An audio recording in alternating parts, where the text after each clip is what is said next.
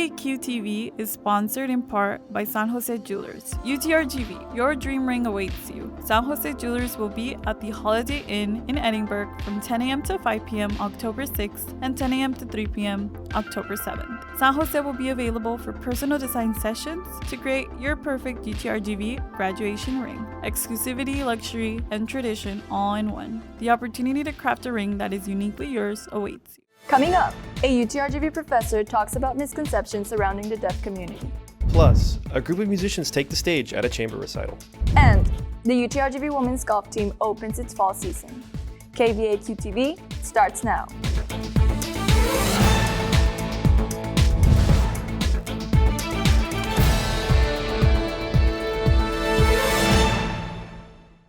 Hey vaqueros, welcome back. This is the 6th edition of KVAQ-TV. I am Monica Chavez. And I am Jason Delott.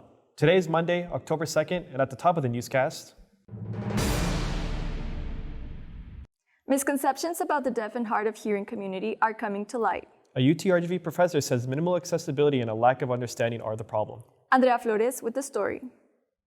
Accessibility for the deaf is not just placing captions. A UTRGV professor says as he highlights the need for the Valley to make an effort on understanding the deaf community.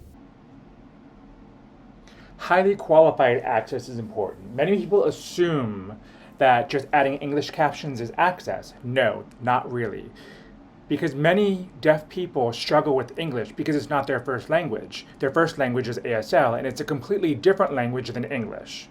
American Sign Language Interpretation Program Coordinator and Professor Brian Cheslick says there is a lack of understanding on appropriate accessibility and the cultural aspects of being deaf. The Valley, from my experience, is still very, very behind. There's a common misconception here in the Valley that deaf people are not educated, they can't read, they can't drive. According to Cheslick, terms such as hearing impaired or impairment are offensive and come from the medical perspective of deafness.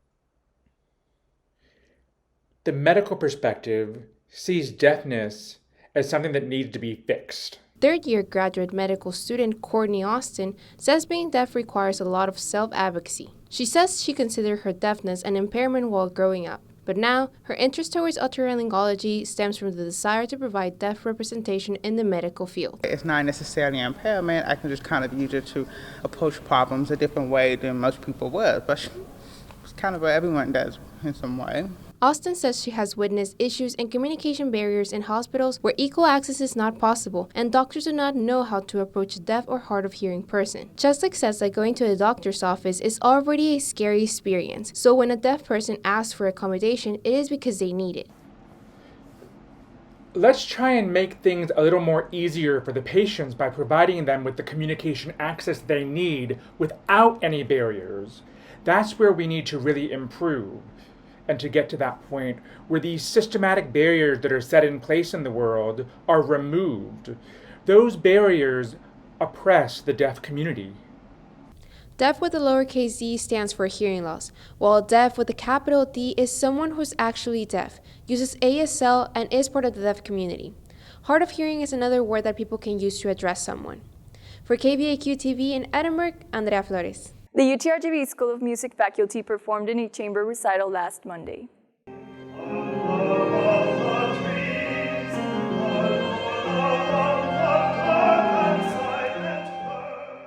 The group performed a variety of classical and choral songs from composers Stephen Foster, Laurie Laitman, and more. According to Associate Director of the School of Music and Professor of Voice Rebecca Coverly, the group had fewer rehearsals than they would have liked, but that is part of the process when you have faculty base on both campuses. But collaboration's a big part of what musicians do, and collaboration's a big part of what we as a faculty do. And so having the opportunity to do collaborations like that are really sourced in what we all, grew to love starting this profession is extremely valuable, I know, to me. Coverly says she felt the performance went well, but the measure of how a performance goes is solely based on how much fun the audience had. The next performance for the Faculty Chamber Recital will be at 7 p.m. today at the TSC Performing Arts Center in Brownsville.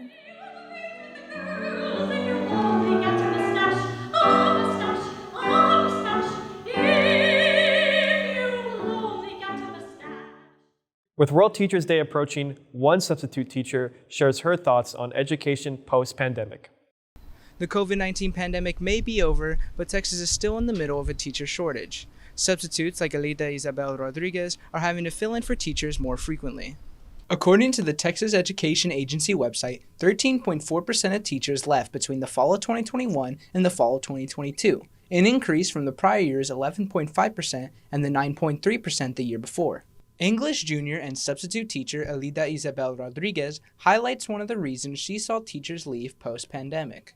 Kids are different in these past couple of years. They're kind of emotionally stunted, and I don't know if you've seen on social media that a lot of kids have been acting out a lot in classrooms. They just don't care about the consequences. Students like the 17-year-old high schooler who overreact and sometimes harm their teachers. Rodriguez says she hopes teachers receive a pay raise for dealing with situations outside their pay grade. A lot of their classrooms, they have a lot of things that they take out of their own pocket, and a lot of administrations, they don't give them the funding for that, or school districts in general. For KVAQ-TV in Edinburgh, Dathan Trevino.